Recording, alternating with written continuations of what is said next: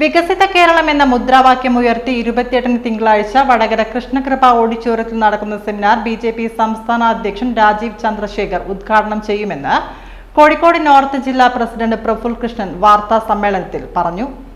ബിജെപിയുടെ ലക്ഷ്യവും ജനങ്ങളോടുള്ള കടമയുമാണ് കേരളത്തിന്റെ സമഗ്ര വികസനം. 2014 മുതൽ രാജ്യത്ത് നരേന്ദ്രമോദി സർക്കാർ കൊണ്ടുവന്ന മാറ്റം ലോകം മുഴുവൻ ചർച്ച ചെയ്യുകയാണ്. 2014 വരെ വലിയ അഴിമതികൾ ഈ രാജ്യത്ത് നിർബാധം നടന്നിരുന്നു. ഇപ്പോൾ രാജ്യത്ത് അഴിമതി ഇല്ലാതാക്കാൻ മോദി സർക്കാരിന് കഴിഞ്ഞു.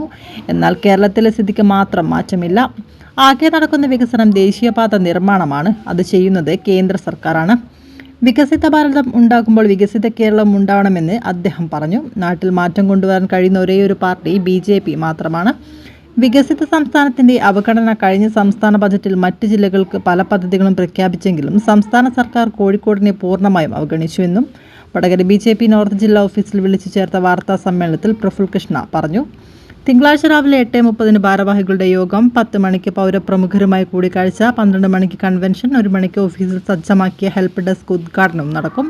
വാർത്താ സമ്മേളനത്തിൽ BJP കോഴിക്കോട് നോർത്ത് ജില്ലാ president CR Praful Krishna, PP Murali, Jayakrishna Sarayu, TK Prabhakaran, advocate Dileep K എന്നിവർ വാർത്താ സമ്മേളനത്തിൽ പങ്കെടുത്തു.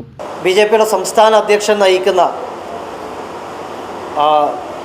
വികസിത കേരളം കൺവെൻഷൻ ഏപ്രിൽ 28-ാം തീയതി വടകരയിൽ നടക്കുകയാണ്.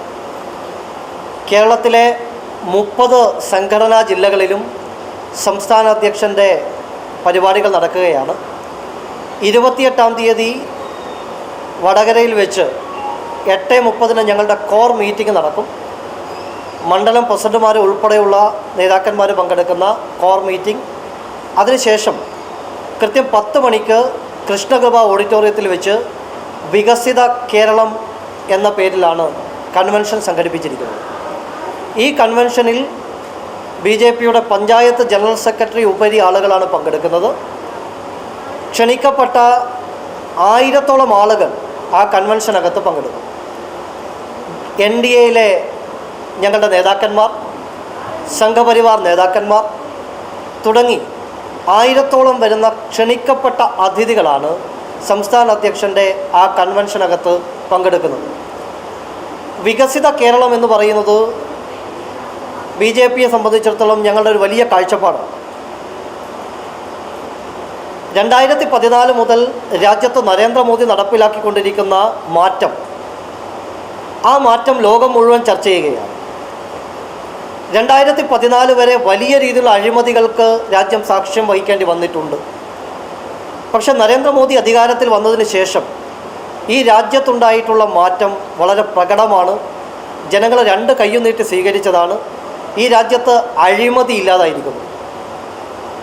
അഴിമതിയില്ലാത്ത വികസനോന്മുഖമായിട്ടുള്ള കാഴ്ചപ്പാടോടുകൂടി 2014 മുതൽ ഈ രാജ്യം മുന്നോട്ട് പോയിക്കൊണ്ടിരിക്കുകയാണ്.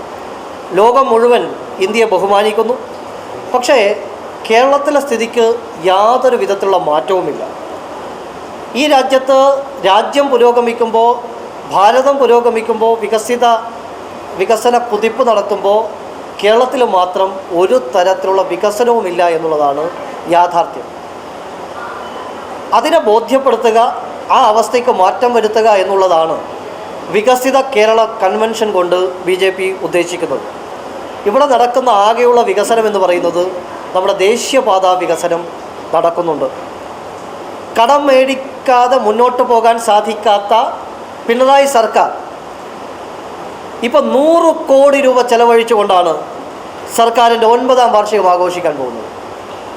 സംസ്ഥാന സർക്കാരിന് കടം വാങ്ങാതെ മുന്നോട്ട് പോകാൻ സാധിക്കുന്നില്ല. ഇവിടെ ക്ഷേമ പെൻഷനുകൾ കൃത്യമായി വിതരണം ചെയ്യാൻ സാധിക്കുന്നില്ല. ആശാ വർക്കർമാർ തെരുവിൽ സമരം ചെയ്യുന്നു. PSC ഉദ്യോഗാർത്ഥികൾ സമരത്തിൻ്റെ എല്ലാ മുറകളും പരീക്ഷിച്ച് അവസാനിപ്പിച്ചിരിക്കുകയാണ്. CPO റാങ്ക് ലിസ്റ്റിൽപ്പെട്ട വനിതാ CPO ഉദ്യോഗാർത്ഥികൾ തിരുവനന്തപുരത്ത് സെക്രട്ടേറിയറ്റിൻ്റെ നടയിൽ മുഖ്യമന്ത്രി പിണറായി വിജയൻ്റെ ഒരു ദയ കാത്ത് എത്ര ദിവസമായി കടന്നു.